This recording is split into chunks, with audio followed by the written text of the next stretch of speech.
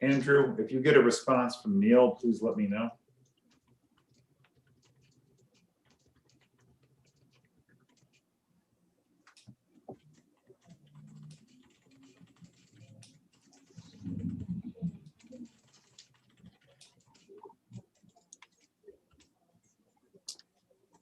Okay, for those of you joining us, we're just going to give this a few more minutes here.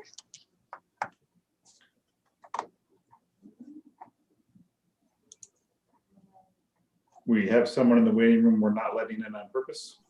The person in the waiting room was listed twice, so I just sent a message to them. I did admit them, but there's a repeat name, so I was trying to figure out. They probably shared the link. So if you are in the waiting room, I did send a message.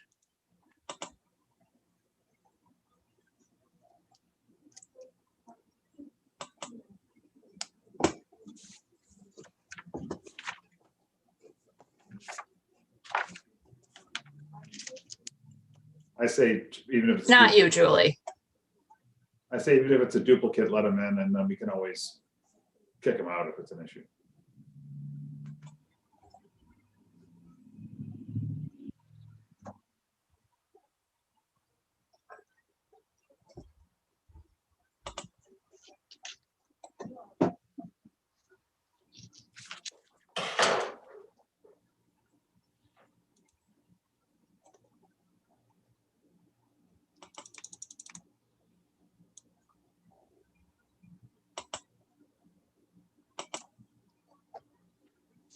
Okay, folks, as you should see when you enter the meeting here, you are, everyone is muted upon entry. We have a number of people joining us today, so trying to keep noise to a minimum. We will get started shortly. You can probably kick on the recording now too.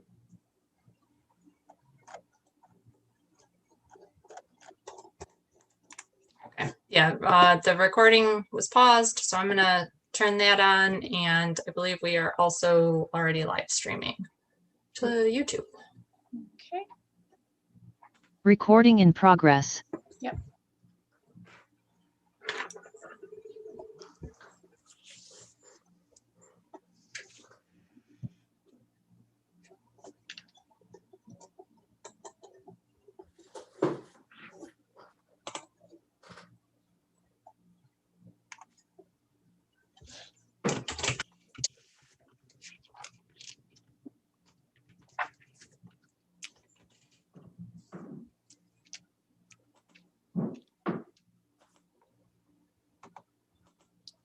Megan, was our number at a little over 40 for today? I can't remember the last number I saw.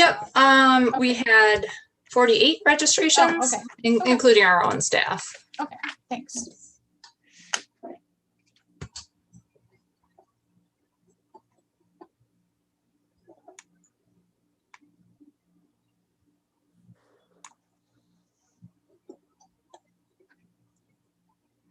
I'll just give it 2 more minutes here.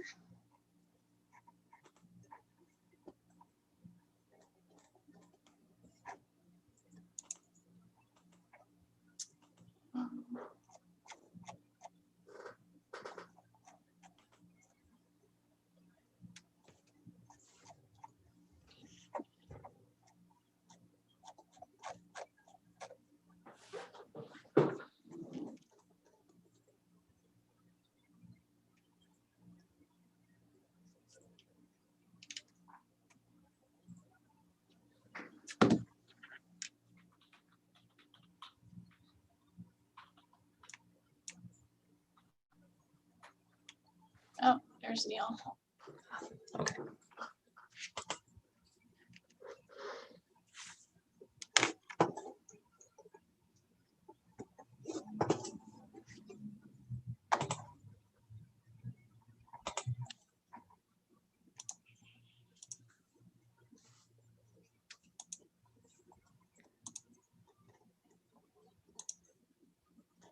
Okay, we have all of our speakers, and I have one more person in the waiting room, but then I All say right. we can probably get going. Yeah, we'll get going here. So I don't want to hold people up that have been patiently waiting. Okay. All right. Everybody's in now, right, Megan? That was waiting, I think. Yep. Nobody else in the waiting room, but I will keep an eye on it. Oh, Okay. one more person, Okay. but I'll still keep an eye on it. All right. Thank Let you. people in as they come. Yep. Okay. Good afternoon, everybody. My name is Danielle Kroll with the Syracuse Metropolitan Transportation Council. I saw several of you back in March when we held our first forum on active transportation. This is our second one for the Syracuse Metropolitan Transportation Council, SMTC for short. And just briefly, going to do some introductions of just our staff today. We have a number of folks on the line, so we won't go through individual introductions, but you should be able to see the names of the speakers, of the participants on your screen there. So with us today is James D'Agostino, our director of SMTC. Megan Vitale is our principal planner with the SMTC, and she's helping me with keeping this meeting up and running, as is Andrew Frazier, who's our transportation analyst, and he's also hooked us up on YouTube live streaming. Right, Andrew? I said that correctly, right? Yeah, okay. All right. So again, we have over, let me see here. Let me move my screen. Okay. So again, we have over 40 people signed up to join us today. So we'll skip those introductions just to keep the meeting going. And I want to say thank you to all of you for joining us today. We also have a representative from the city of Syracuse and the New York State Department of Transportation online with us to share updates on what's going on within their respective agencies, and I'll introduce them when it's time to share their updates. So one of the things, we shared this last time we held a meeting, but we do have some new faces, so I want to do this again. As you probably noticed when you hopped into our meeting today, we had a couple of notes up as far as the fact that you're muted upon entry. You were muted upon entry, and you will not be able to unmute yourself unless we request you to do so. And that's just to keep noise at a minimum and keep 30 of us talking over one another. Again, the meeting will be recorded. So by joining this meeting, you're consenting to being recorded. If you don't wish to be part of that, you can always take a look at our YouTube channel where you can watch the meeting as well. And if you're having technical issues, you can send a meeting in the chat, or you can email us at contact@smtcmpo.org, or you can call our office. And there's additional information up on our website, which if you look at the bottom of the screen in front of you, you'll see it says meeting controls at the bottom is where you can reach our website with information about meetings. So what I have up on the screen, just if you're not familiar with Zoom, this kind of walks you through where all of your bells and whistles are as far as mute and unmute and stopping and starting your video, and where you can view your participants, the participants that are on today. As far as anyone that might be calling in and not on a computer, we've got some information on that. Again, that's on our website as well, listed at the bottom of the screen.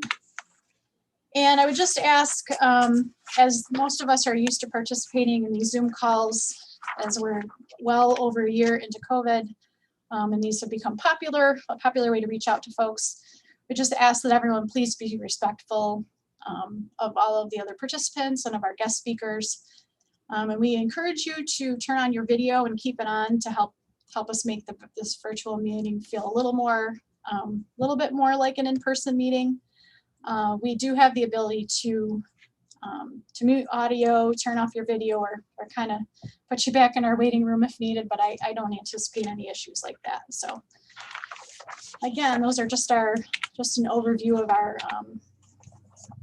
of the participant conduct and what we have going on today. So Again, I want to thank you for joining us. This is the second meeting of our Forum on Active Transportation, and it's one of just a couple of different forums that we plan to host as part of the SMTC.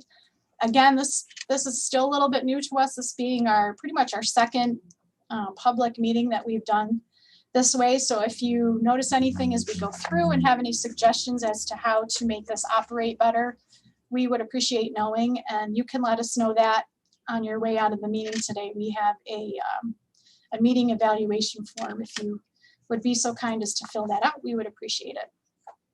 So what I'm going to do is start with a couple of updates on what we at SMTC have been doing, and then I'll ask our member agencies to share some of their latest projects before we get to our guest speaker.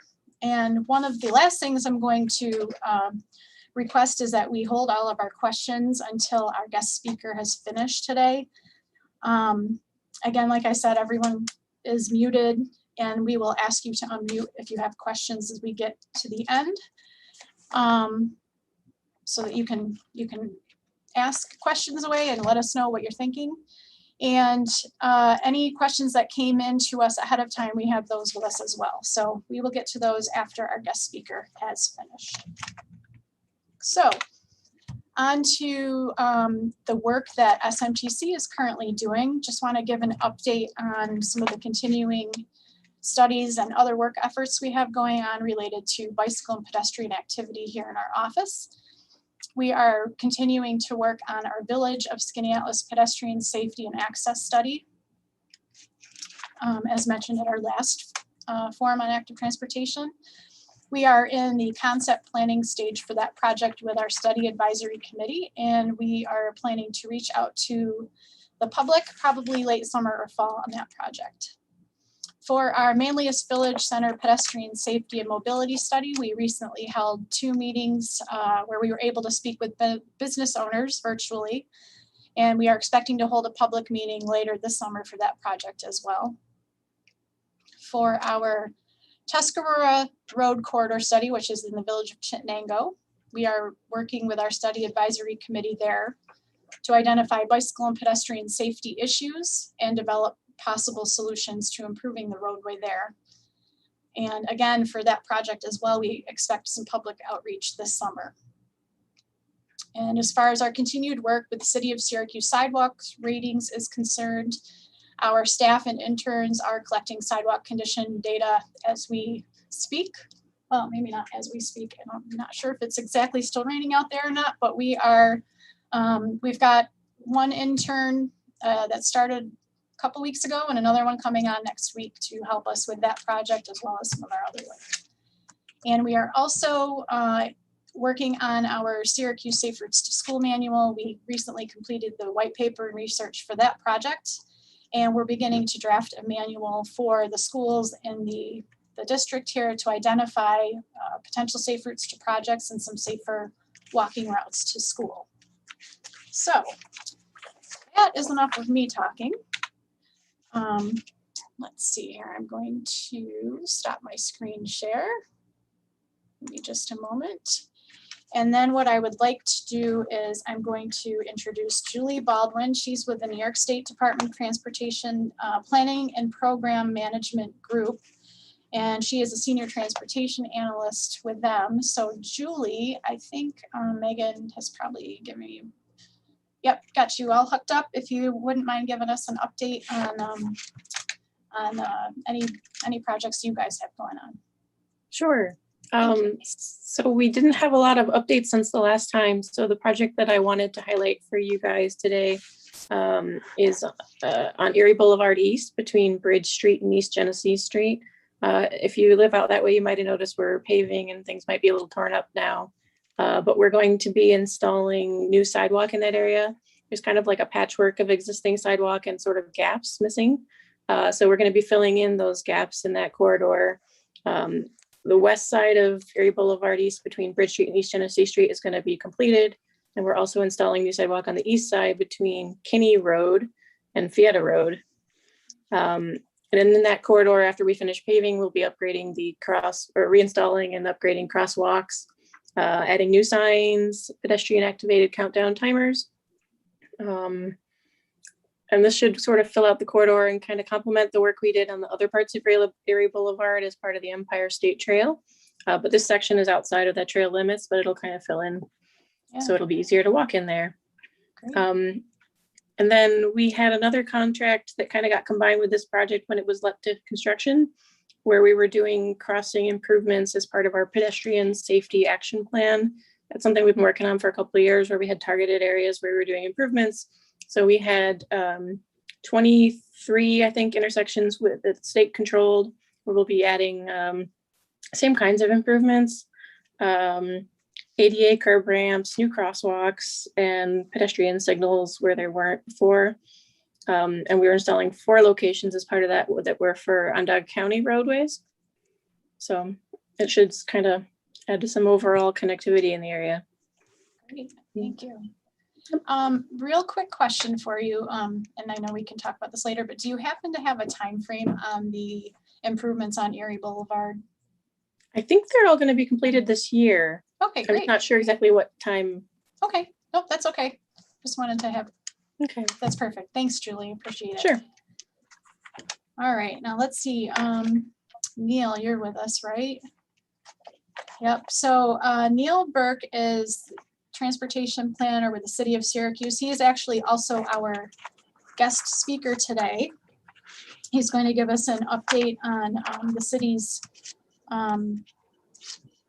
shared micro-mobility program. And then I don't know, Neil, if there are any other updates you want to share with us or not. So what I'll do is pass the baton on to you, and you can, if you don't mind, telling us a little bit about the micro-mobility program and any other updates the city might have. Sure, thanks, Danielle. I do have a couple of slides, if possible, if I can share my screen.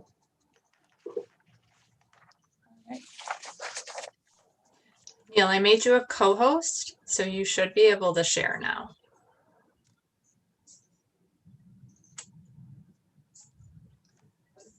All right, can you guys see this screen, bike share? So bear with me, this is an adapted presentation from one that we gave to the American Planning Association's Upstate chapter about a year ago, but this covers a lot of the basics. So first things first, we have had bike share in Syracuse previously. It started in 2018 and it went for just over a year, close to a year and a half. And it had a bit of a bumpy start, but we did start to see a lot of solid uptake and ridership numbers across the city. And I want to dive into a couple of the pillars and the background pieces here as it relates to our bike share in the new term, which is shared micromobility, which means bikes, scooters.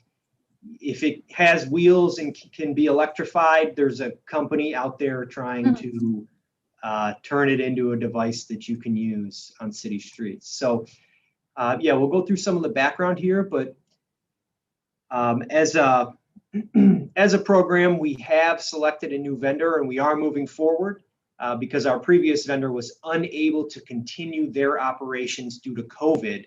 They had some serious financial realities that set in when ridership across all of their markets, which were several dozen markets in the country, as COVID hit, their numbers dropped and they were unable to sustain themselves. So we went out to RFP and selected a new vendor very recently. And we'll get into more of that in the presentation. So this is one of our best used hubs right in Hanover Square. It also happens to be very photogenic, so that's why it's on the splash screen. That's not me with a bike in the picture, but I can say I know that guy. So if you do need to get a hold of me after this presentation, you want more information, you want to see these slides, again, Neil Burke, my contact's right there, nburke@saragov. And if I'm going too fast, you can always Google my name and it pops up on the city's website.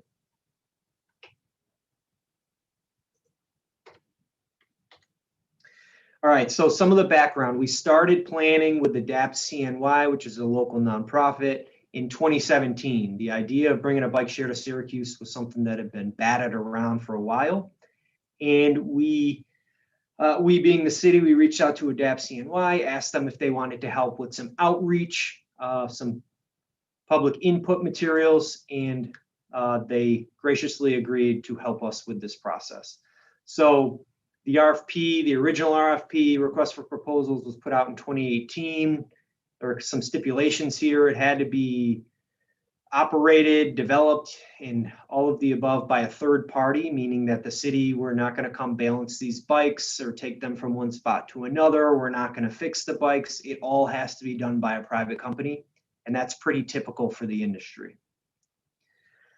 We did want to see some of the fees that came in as a part of that. We thought maybe there could be some revenue sharing.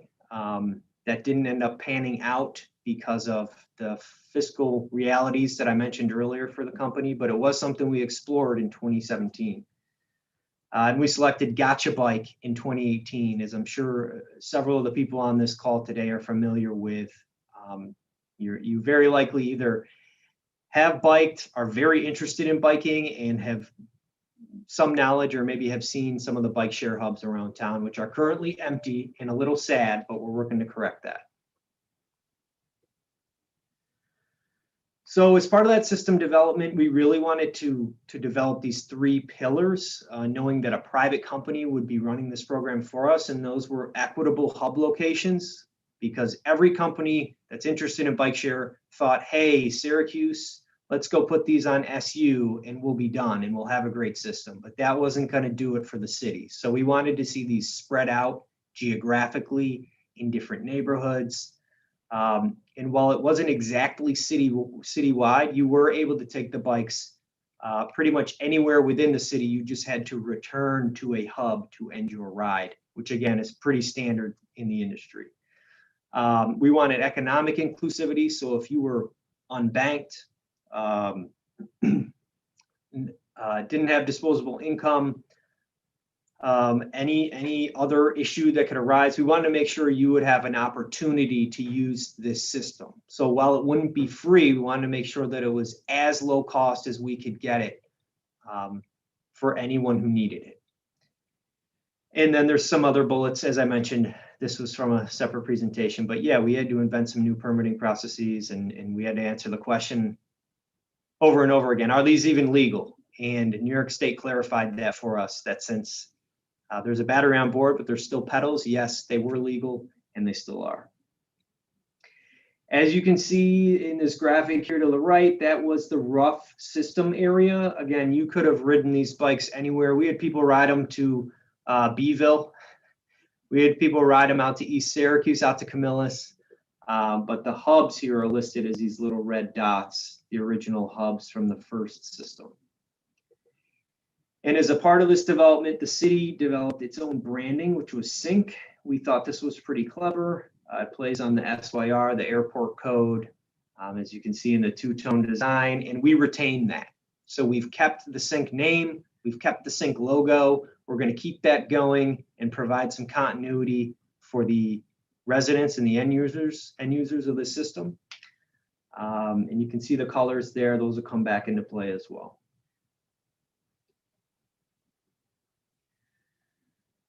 This is the last slide, I promise, in this very, very short presentation. But basically where we're going in step 2, we had Gotcha Bike.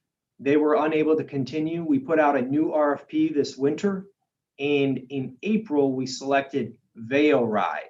Vail Ride is a company who's been operating in the bike share and micro-mobility area for a few years now, which means they're very, very mature, all things considered, for this nascent industry. And they offer us a lot of things we want to see. They're not venture capital. They are stable. They haven't come and gone in the market. They haven't been bought or sold. And also they have a wide range of offerings. So what they proposed to us was Class 1, Class 2 e-bikes, which a Class 1 is very similar to what we previously had. There's a battery on board to give you a little boost, but you definitely have to pedal. It's not doing it for you. Class 2 is the next step up. So you can still pedal. However, there's a lot more assist. So you do have the opportunity to not pedal and continue to keep moving because there's a larger battery on board. But neither of these things go very fast. They are all very, very heavy.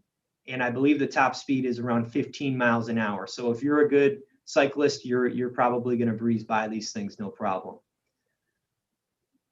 We will be moving forward with a reduced cost equity program. I don't have more details on that yet because we're still in contract negotiations, but that's still something we want to see. We're going to have a larger fleet than we had previously. We had around 150 bikes in the previous iteration with just under 100 out deployed normally. We want to be close to double that by the time we're done here. And also with this system, you're going to see improved reliability. One of the hangups with the previous operator was as soon as we launched, we had issues with the tech. There was an issue with the app. There was an issue with the lock. It was a new product, so we were a little bit of the guinea pig, but we went in knowingly. But we want to kind of avoid those growing pains this time around. And the goal here with all of it is to just turn the system back on. So for the end user, for the person who wants a bike, you should be able to go to the same location previously that you would have, and there'll be new bikes there. So the hubs will stay relatively the same. The hubs are the large bike racks. Those will stay relatively the same. The color of the bikes is relatively the same. It's that seafoam green. It will be branded with Sync, the city's logo for this. What you will need to do as a user is you'll need a new app, you'll need a new login, but it will be very, very similar. And while I don't have pricing information right now, because again, we're still in contract negotiations, it is very competitive. It is relatively affordable and comparable to what you see in other markets and what you saw previously with Gotcha. So just to end on that note, the top image here is the Class 1 e-bike, and that's basically what we had the first time around. There's a battery on board, but you still have to pedal. And then the Class 2 here, just below it, looks a little bit more like a scooter, like a moped. There are pedals, there are regulations that the state has put forth that have to be followed. So one thing you'll see conveniently absent here is the stand-up scooters. The stand-up scooters have been very, very popular in other markets. They've been very, very troublesome in other markets. They sort of run the gamut. A lot of the growing pains with those items have been worked out, and we're going to pursue those items just at a later date. Because as I mentioned earlier, the main goal here is to just turn the system that we already had back on with something that's very, very familiar or comparable to what we had previously. And so with that, I will end the sharing, and I believe I'm just under my allotted time. So if there's time for questions now, we're holding till the end, I'm not sure. Yeah, actually I have a quick question for you. It actually had come in via email, and I don't know if you have an answer to this yet, but we had a question about adaptive cycles, if you know if those will be part of the rollout. Yeah, so we being the city have had a number of conversations with different community partners about adaptive cycles. The long story short is that adaptive cycles will not be part of the first iteration of this new shared micromobility service, but it is something we want to pursue. Knowing that an adaptive cycle is very unique. You as an individual may have different needs from someone else, and there's no such thing as a one size fits all or one type fits all mobility device. So that's one limiting factor, but it's not a reason to not try or to not pursue this. And it's definitely something we've chatted with Veilride about. They're interested, and we intend to pursue that. What it looks like, if it's part of the app or if it's a separate kind of rental service, or if we can partner with, say, parks facilities, we're open to all of those things, and we're going to continue to explore them. But as it stands right now, no real hard and fast details to share. Okay. All right, thank you. And then I think Anika has had her hands raised for a bit, so I think Megan was going to go to her next.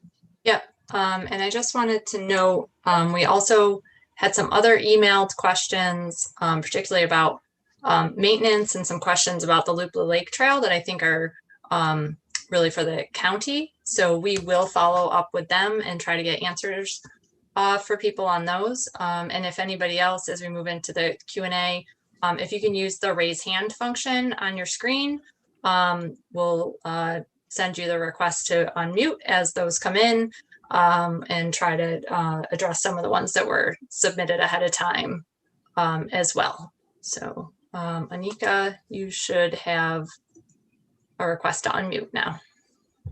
Okay, I have a few questions. One of them was as far as economical. I believe, Neil, you stated that there was going to be some adjustments, especially for those that may have either public assistance, SSI, et cetera, where they have income limits. Well, that's the program that you were talking about, that not in effect yet, but that they're looking into that?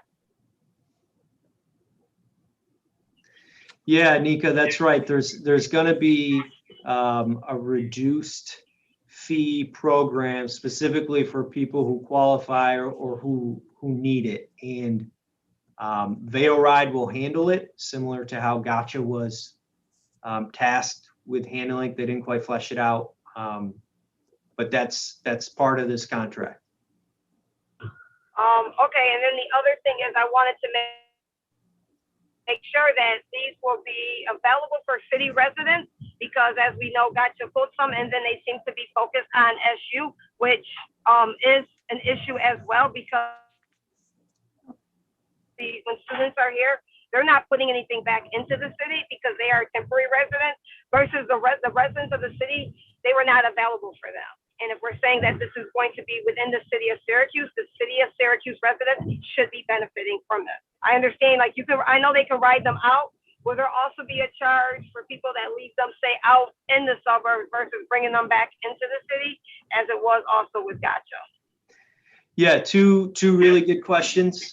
Yeah, the entire goal is similar to, I mean, it hasn't really changed. We don't want this to just be an amenity for certain areas or certain populations, or just for students or anything like that.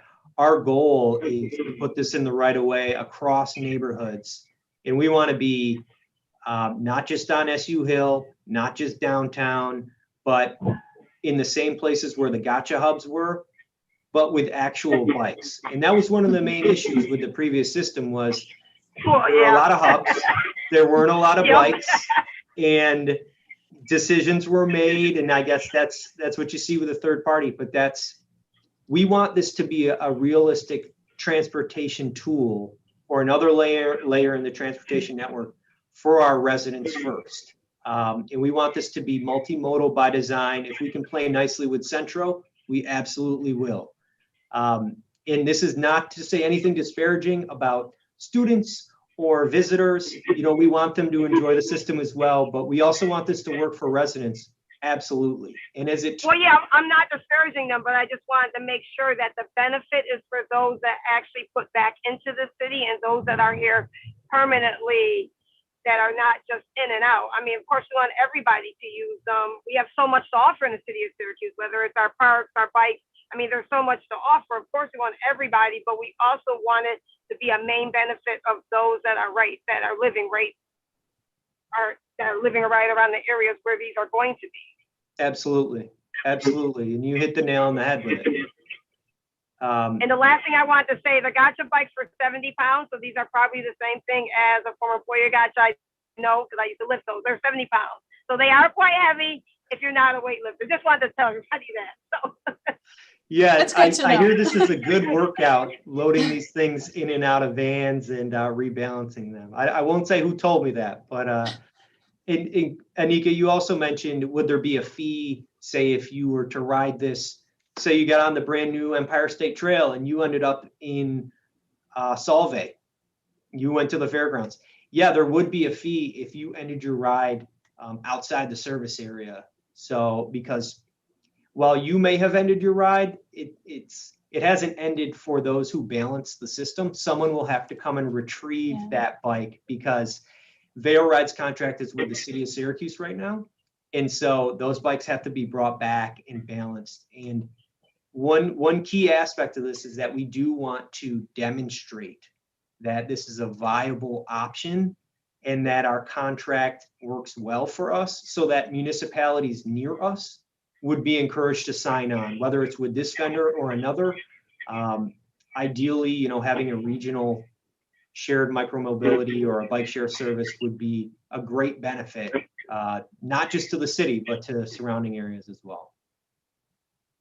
Absolutely. Thank you. Yeah, thank you for that, because that's what that was my next part. My last point was that it would be good if other areas would actually, towns and villages would actually jump on board, because it is very viable also for those that either don't have bikes yet.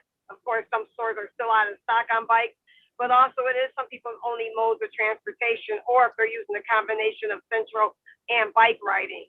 So, you know, thank you. Absolutely. Thanks for your questions. All right, did we have any other questions come in?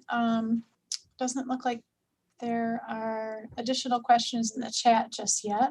No, not yet. If Okay. people have questions, at the bottom of your screen, under reactions, click there. You can click raise your hand, or if you have your camera on, wave a lot and we'll send you a request to unmute. I did just want to address, there was a question earlier in the chat about can this be shared and is this public? And yes, absolutely. This is a public meeting.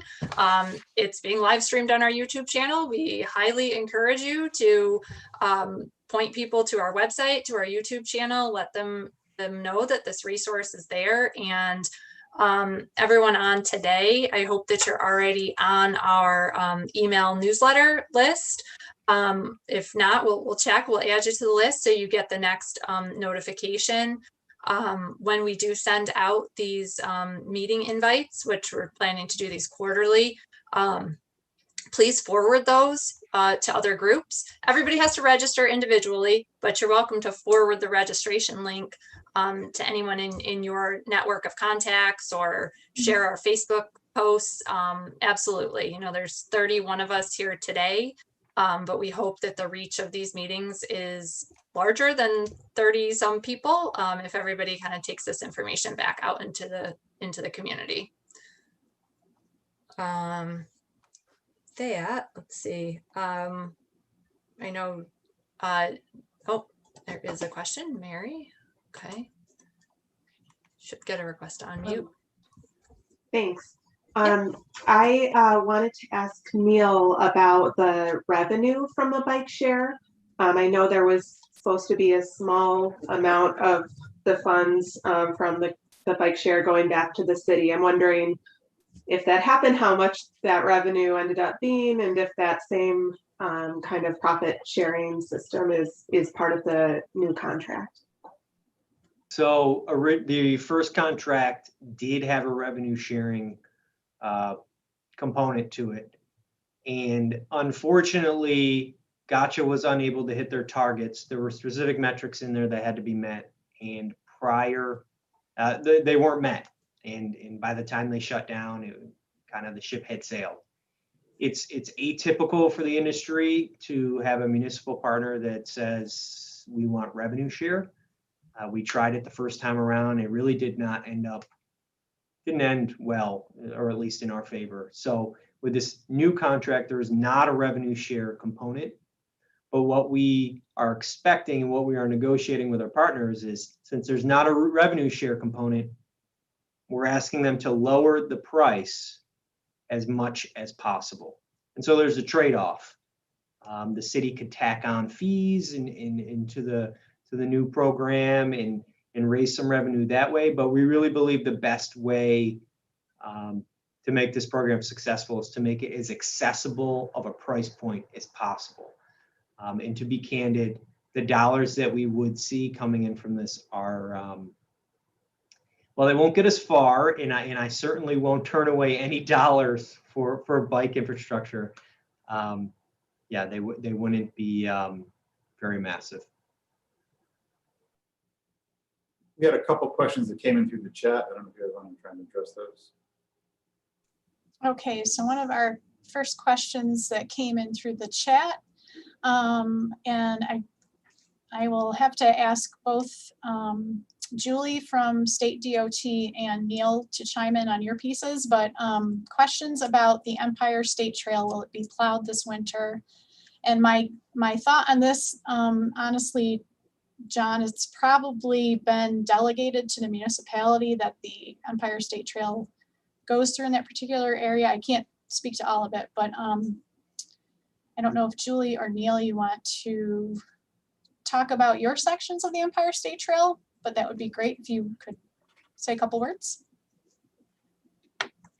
Sure. I was involved in some of the development of the Empire State Trail, but I kind of lost touch with it, so I'd have to follow up to be sure. But I think that it was going to be along the lines of what Danielle was just saying, that we were assigning maintenance agreements with different municipalities as the trail went through it. John Sexton, who asked the question, is in charge of our plow drivers, so I'm guessing it's not us, but so it's probably the city and the town of DeWitt, but I can look up into that and get back. And Yes. Just a note too, real quick, I'm sorry to interrupt, Neil. Karen Rigney from the town of DeWitt said that they shuffled their portion of the trail. So just wanted to point that out. Go ahead, Neil. Sorry for interrupting. Yeah, John knows the right questions to ask with this.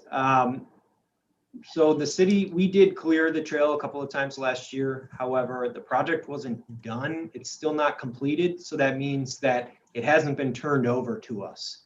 So if there were issues with it not being cleared last year, that's entirely New York State DOT's fault, and I will throw them under the bus for that.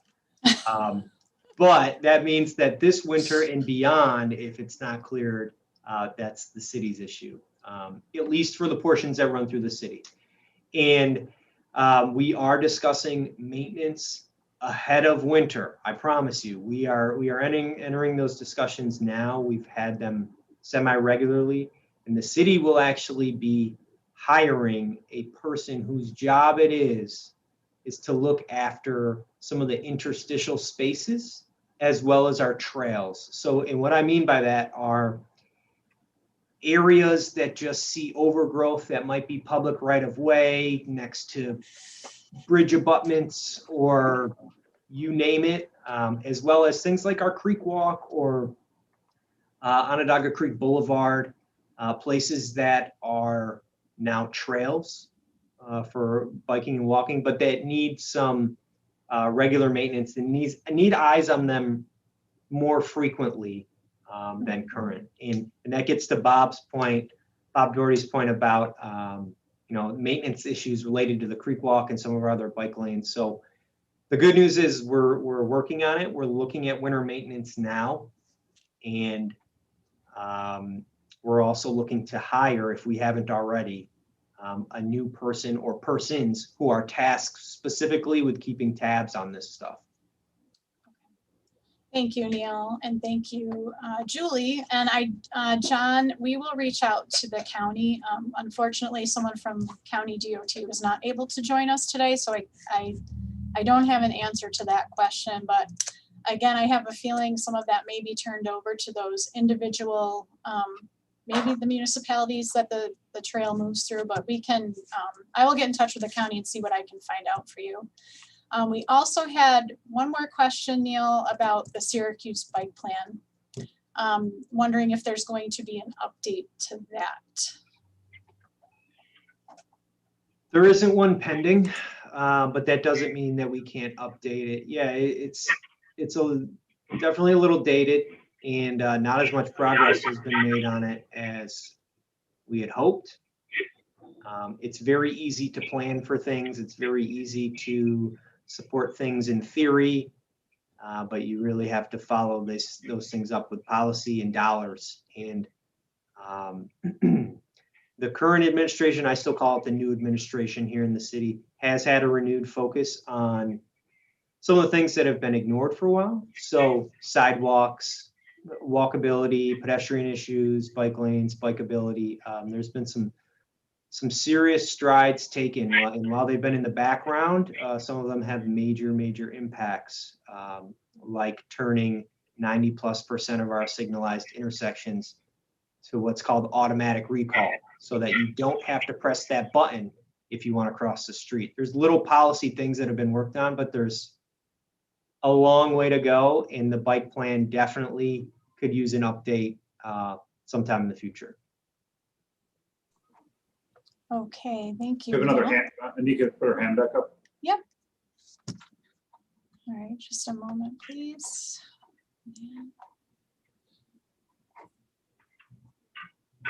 Anika, you should be unmuted. Okay, I didn't know if somebody else got called first. Okay. You're- You're The good. other question was, I guess for the hiring, do you know when the exact time for hiring is? And is that gonna be through Vail Ride or the city combined? Anika, great question.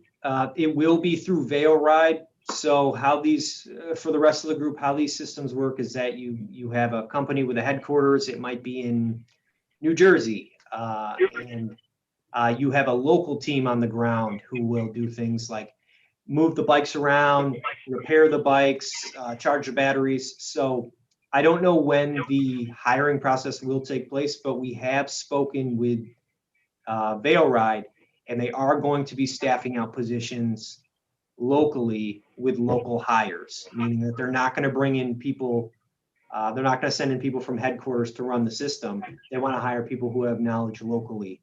And if I find out more information on that, I'll gladly share it. But as it Well, stands my right now, I don't have a time frame or really even a portal for someone to send their information to. Well, my question in addition to that is to make sure that it is a diverse group, whether it's men, women, and also, you know, make sure BIPOC are in there, et cetera. You know, that's key, because there are several people from all across the whole gamut that do cycle as well. So you want to make sure that the company represents that. So, you know, that was what I wanted to make sure is involved in that as well. Yeah, that's a great point. The city does have targets for contractors to hit, but we will certainly express those points to our partner. It's definitely a partnership, and we have regular contact with them. So again, if anything changes, we'll certainly share it, but point well taken. Neil, we have another question through the chat about the maintenance on the Creek Walk lighting system for nighttime. Do you want me to read the question to you, Neil? I can. Sure. It just says, regarding the creek walk between Franklin Square and the Inner Harbor, there are many lights out at night. Is this due to malfunction, or is it a cost cutting measure? Excuse me.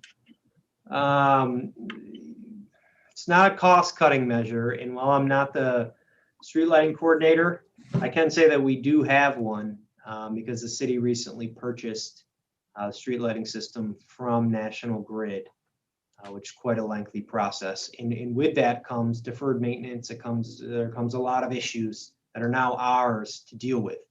So if you do have an issue, every pole is numbered, or even if you can't get the number, you can always call 448 City and report it, because there is now a dedicated street lighting coordinator who oversees all of the lights in the city, and can see that it's attended to with the maintenance contract.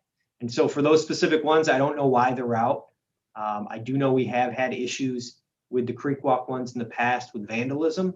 However, we've been updating fixtures, updating luminaires to be a little bit more robust, but it sounds like there's more work to do.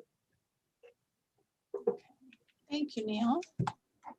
All right, I believe we've addressed all the questions in the chat. Let me see, I'm looking through quickly here. Let's see. Are there any hands raised? I want to make sure I grab those first. Oh, Mary's got her hand raised, Mary Carney. I was just wondering about American Rescue, what is it, the ARP funds? And I know I had seen something recently about the city's plan for using its share of funds. I'm wondering if all those decisions have been made or if there's still opportunity for some of those funds to be allocated to active transportation projects. I don't know if it's all set in stone. Those are decisions made by the administration. But I would encourage you to reach out to the mayor's office, to your common councilor, and check, because until the ink is dry, you know, these things, there may be adjustments that can be made. And if you can tell them to throw some extra money in there for bikes and for active transportation, we will certainly take it.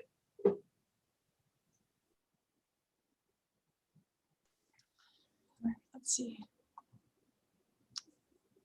All right, are there any other questions here that have come up? Okay.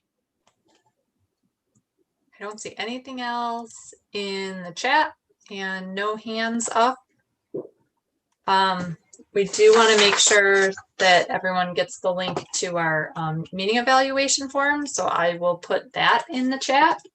And if anybody has any last questions, raise your hand or put them in the chat. Megan, do you want me to share a couple of the questions that came in via email? As far as when people signed up? Yeah, I think we've addressed a few of the maintenance related ones. Yep. Other specific locations, we talked about the Loop the Lake Trail. There was a question about, I guess this still goes to Neil, bike lanes on West Genesee Street was a question. John is asking in the chat about bike racks. And there was also a question about, although the person that asked this, I don't think is on the call, about James Street, the far eastern end. I believe they're talking about confusion over 1 lane, 2 lanes. There's been some chatter over that recently, and if the city would consider striping that to be more clear on lane usage and possibly with bike lanes. So it was a lot to throw at you. Yeah. Why don't we go in reverse order? The James Street one, does that relate to active transportation at all, or is that just a striping issue? I think the community discussion had to do with this, was basically the striping isn't clear, but the question that was submitted specifically with the registration for this meeting was, could we clarify this section of road to include bike lanes and 1 travel lane? So long story short, that merge is in DeWitt. It is signed. It could potentially be striped a little better. We're taking a look at it. It's unlikely we'll do bike lanes there, mostly because it would dump you out right where you would need a bike lane the most, near Midler Avenue. So if we're going to do bike lanes there, we have to do a holistic approach and really look at the striping as a whole, which is a much bigger project. But again, one that's very, very worthy of our time and effort. So it's on the radar. In terms of clarifying the striping in general, yeah, that's also something we're taking a look at with our DOT here. Remind me of the other. West Genesee Street.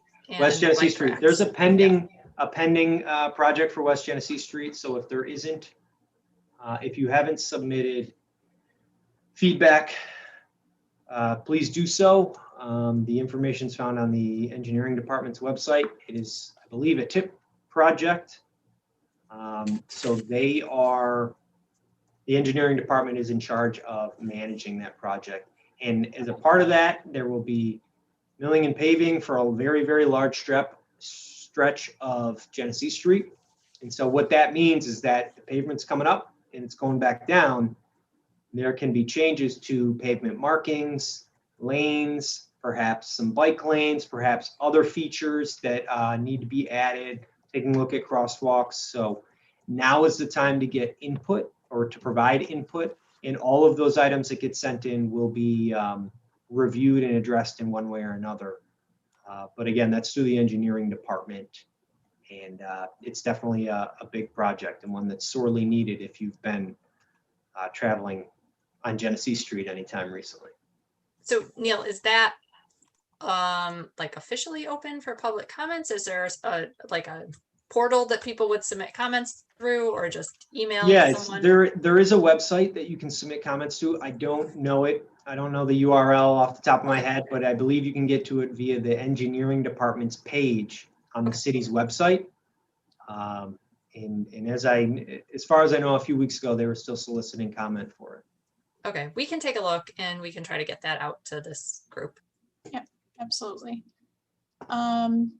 Real quick here, I know Anika has her hand raised again, and I do see another question about who do we talk to if we have if we know of locations that would benefit from bike racks? I assume, John, you mean at the city, since we've got Neil on here right now.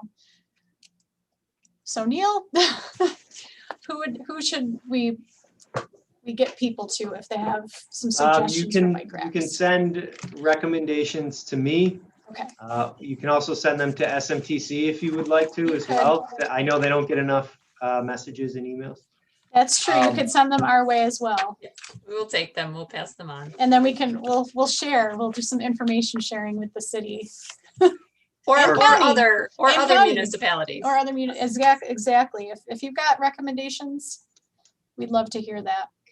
Agreed, because to be candid, the transportation planning for the city of Syracuse is these. We're looking at them right here.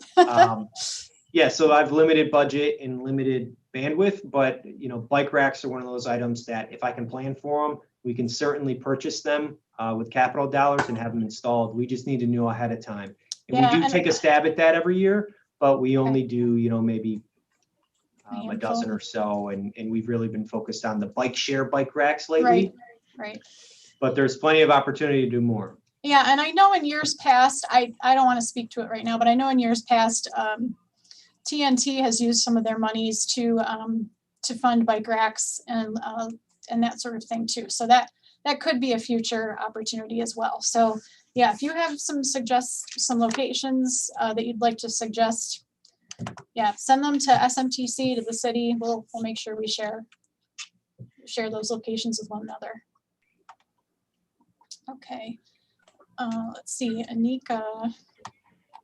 Yeah, my question was, when they're rolling out the new bike share and stuff, are we going to have some type of advertisement or a moment where a video or something that's going to go prior to that with the advertisement as far as rules of the road?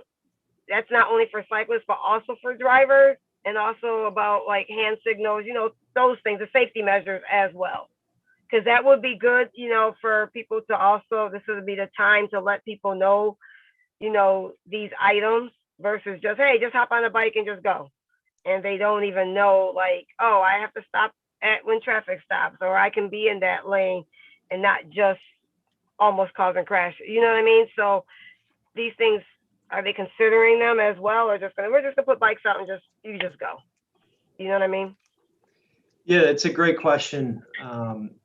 We have asked them to include information for all users about some very basic things that we want to make sure everyone's aware of, which is bikes don't go on the sidewalk, they go in the bike lane. If there's no bike lane, you are a vehicle. We want you to wear a helmet if you have one, and also that you have to start and end your ride at a specific location, which I think we talked about earlier.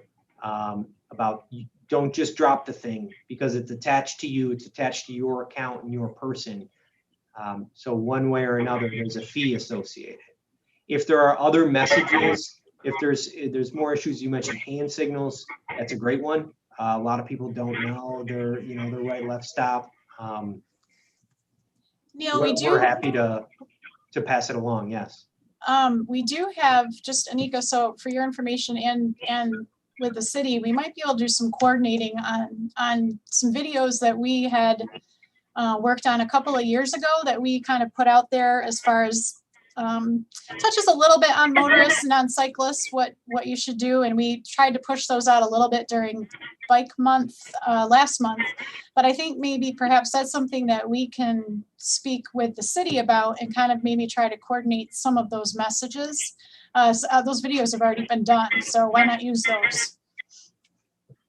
Are the videos are they different people, or are they just regular videos? Like, are they animated? They are people, actual people. Are they diverse videos, or are they all just of one background? I have to look at those again. It's been a good year since I've looked through all of them, but those are really great questions, and we can check into that. Because if you're doing stuff like that, it should be representative of all that's within the city. It can't just be of just one background. It has, when people look, they want to see, because then also it encourages people like, oh my God, I can ride the bikes too. Versus, oh, they're only for one culture or for one person's background. And I know with Gotcha, they did have them, when you did the app, they did go through a couple of things, but I know people just sat through like, yeah, I just want to get on. So that's why I said the more the messaging is out there, the more, and then, hopefully one day we won't have to have the annual right of silence and things of that nature because of people knowing. So, yeah. Thank you. Very good points. Thank you.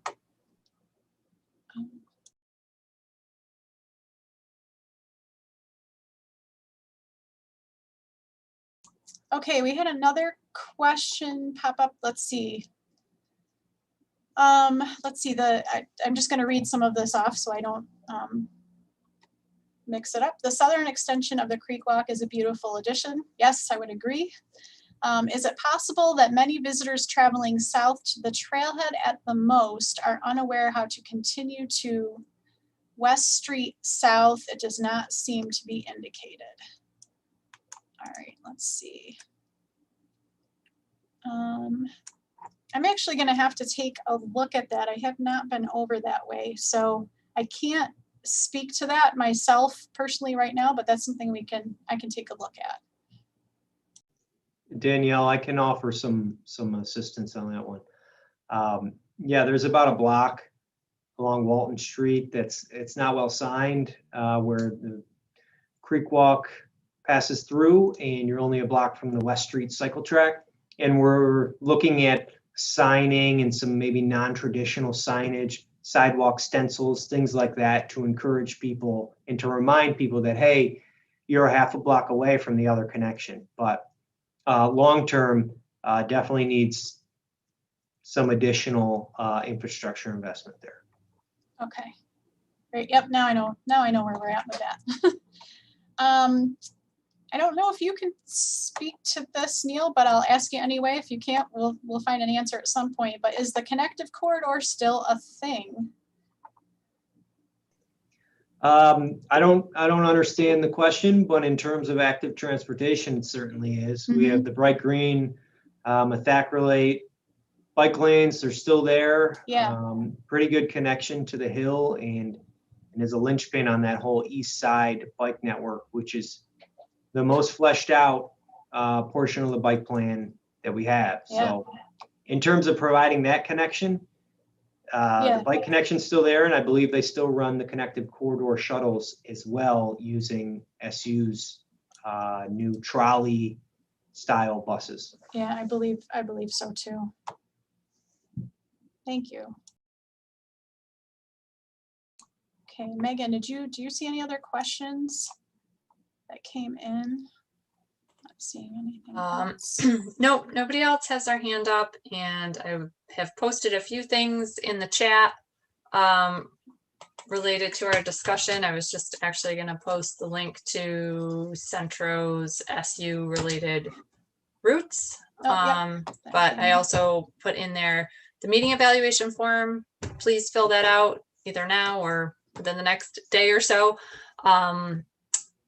One of the questions is has to do with continuing these meetings virtually, or when we anticipate that our next one will be in the fall, every 3 months or so.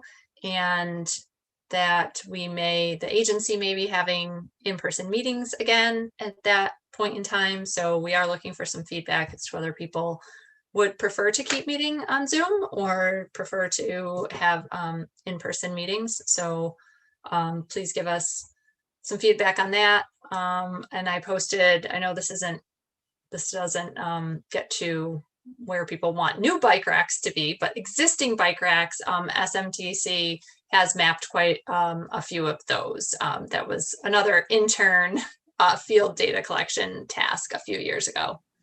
Oh, yeah. The question about a hybrid style meeting, yeah, it's something that we are trying to figure this out for all of our projects, not just for this forum. You know, it depends on what you mean by hybrid. There are some agencies that just simply have an in-person meeting and they broadcast, like they do from Common Council chambers or from the school board boardroom. It's very different from designing a meeting to take place virtually. So we're looking into some different options for how to run that, but we would like to get some feedback on whether, you know, what people's preference would be. And I will unmute you again. Well, I was asking as far as hybrid, where in a sense where like some of it we're on Zoom now, where if it was in person, the only downfall to that is if there were people in the room, those on computer or via Zoom may not hear some of the side conversations or all the comments. But if someone's unable to make it due to can't get there transportation wise, you know, coming from work, whatever the reason may be, that they'll still be able to catch the meeting and maybe still be able to interact versus if you just broadcast it. Like if you do it through YouTube, there's not always an opportunity to chat or send the questions immediately. So it's still a way for people to interact, but you know, they just will miss a few things that might be said, but you can pretty much, if you sit it in the right location, they can get, you know, the gist of everything. Right. So yes, those are all the concerns. And we also just have to think about, you know, if we're going to do that, that has a different set of technology needs from what we're doing right now. So we need to think about that for all of our meetings going forward. But it would be good to get some initial feedback from people on what they would prefer. Yeah, absolutely. We'd like to know. Oh, I have another question. Yeah. Oh, you just need to unmute Yep, yourself. here, let me send it again. You should be able to unmute. Got it. Okay. There you go. Thanks a lot. There you go. Great meeting. I've got a question. I don't know if it's part of your jurisdiction, but how do you get around the other side of the lake to get to the marina and Onondaga Yacht Club? Do you have to go from the Inner Harbor? Do you have to go all the way around the lake, or do you have to hit traffic? Do you have to go through Destiny Mall and then hit the traffic on the other side and under the bridge? Or is there a plan to finish that path on that side? There is a plan to eventually complete, well, the overall goal, of course, is to complete the loop around the lake.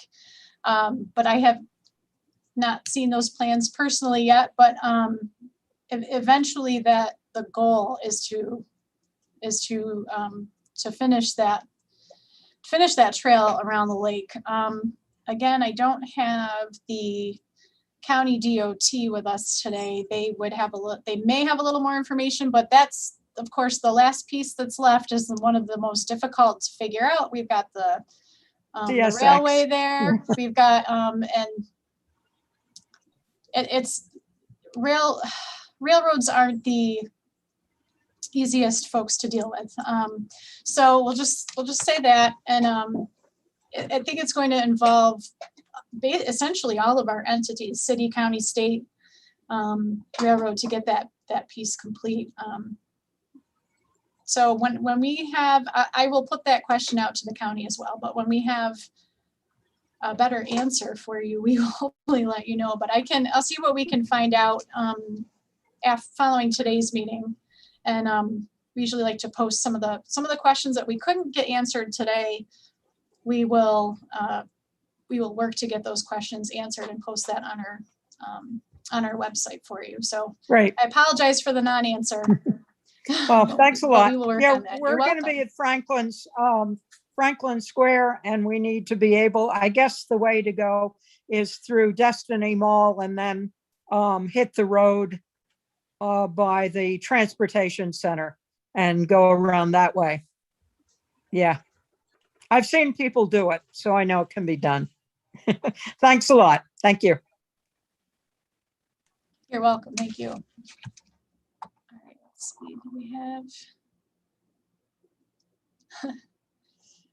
Let's see. Okay, I was typing an answer to the chat, but Oh, I think okay. we're about to wrap up. But the question about transcription, yes, Oh, yeah. that is something that if we continue with virtual meetings, we definitely want to look into. Within Zoom, the live transcript is enabled, so I believe you can turn that on, but that is different from having somebody who is there to type closed captioning. So yes, that is something that we need to think about going forward. And will be updated via email as well. So just like last time, it will take us probably a few days or a week or so to get answers to some of the questions that we couldn't answer today. And we'll try to put those in a document and put that up on our website, but we can email everyone that was in the meeting today once those are up on the site. Absolutely. All right.